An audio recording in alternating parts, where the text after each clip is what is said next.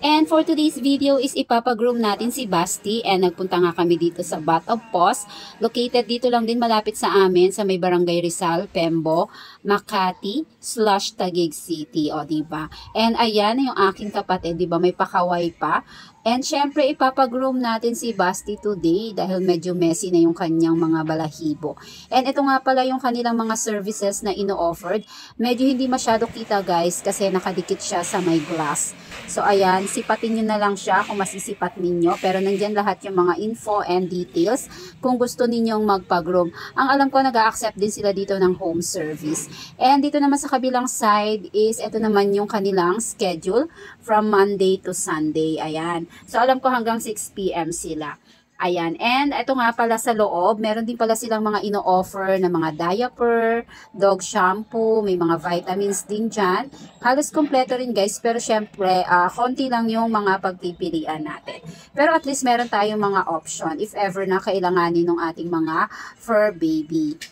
Dito naman sa may bandang taas, makikita yung mga dog treats tsaka cat treats. Ayan, pwede tayong pumili dyan. And ito nga, time na ni Basti para i-groom. So, ayan, kinuha na siya ng groomer. And ayan nga, inumpisahan na yung pag-groom sa kanya. O, diba, napaka-behave niya, nakadapa lang siya. Chill na chill lang din siya habang gino-groom siya and wala siyang karekla-reklamo. And dito pala guys, nung unang pagpunta namin is dalawa lang yung available na groomer. Pero nung bandang huli, around mga 5 ata, ganyan, may dumating na rin na dalawang kasama nila galing sa ibang branch nila. And yan nga si Kuya na naka-blue, siya yung nag-handle kay Basti. So, hindi rin nahirapan si Kuya kasi nga super behave ni Basti. And tingnan nyo naman, para na siyang makakatulog, diba? So, ganyan lang talaga si Basti, nakaupo, kahit ikot-ikutin mo, hindi siya nagre-reklamo. Pasilip-silip lang siya sa amin, unlike ng ibang dogs na kasabayan niya. Habang ginugroom, nagwawala, tapos yung iba pumapalag. Meron pa talagang iyak ng iyak kasi siguro hindi sila sanay na ipagroom. So, advantage din talaga na sanay yung ating mga aso na ipag-groom. Ayan. Tulad ni Basti, tingnan nyo naman, di ba? Parang wala lang siyang pakialam sa nangyayari sa kanya. And kung mapapansin nyo guys, dito sa video natin, tinanggal na ni Kuya yung leash ni Basti sa leeg kasi nga hindi siya talaga pumapalag. And tingnan nyo naman, ginugupitan na ni Kuya yung kanyang mga kuko, pero di ba deadma lang siya.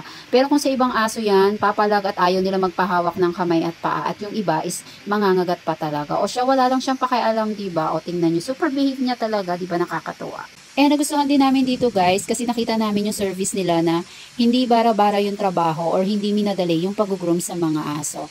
And meron nga din kami dito mga nakasabay na ibang mga fur parent na nagpapagroom. And pwede ka rin palang mag-request sa kanila nung gusto mong style na ipag-groom mo sa aso mo. Depende sa'yo. So pwede mong picturean sa cellphone mo tapos pakita mo sa kanila kung gusto mong ipagaya yung ganun. Oh, ayan si Basti, tingnan nyo, di ba super behave? Hindi talaga siya pumapalag, pasulyap-sulyap lang siya sa amin habang hinihintay namin siya. Kasi natatanaw din namin siya guys. Nandito lang kami sa may pinaka-counter table. And then nakikita namin yung mga dogs na ginugroom. So after nito guys, pinaliguan na siya. Ayan, syempre para matanggal yung ibang mga dumi sa katawan. Ayan, medyo pinapatuyo-tuyo muna siya and maya-maya is i-blower na siya.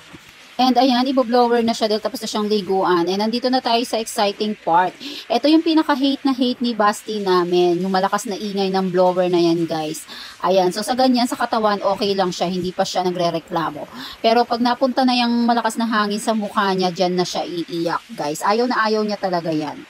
And ito na yung pinakahihintay na moment. Umiyak na talaga si Basti dahil nga ayaw niya nung malakas na blower sa mukha niya. And dito pala guys, naihi at saka nadumi siya. Ayan, nilinis pa nung groomer yung kanyang ihi at yung kanyang dumi. And ayan guys, malapit nang matapos si Basti. And ito nga, chinek nung kanilang parang pinaka-head groomer. Ayan, makikita nyo dyan sa video natin, talagang dino-double check nila kung talagang maganda or maayos yung pagkaka-groom. And yung isa naman, si Kuya, siya naman yung naglinis ng tenga ni Basti. Ayan, nililinis talaga nila guys yung dalawang tenga. Siyempre, di ba minsan merong hindi magandang amoy yung mga tenga ng mga fur baby natin. So, ayan, finally natapos na rin si Basti and ang pogi na uli at ang linis na ng kanyang mga balahibo. By the way, thank you nga pala sa mga groomer ng Bat of Paws.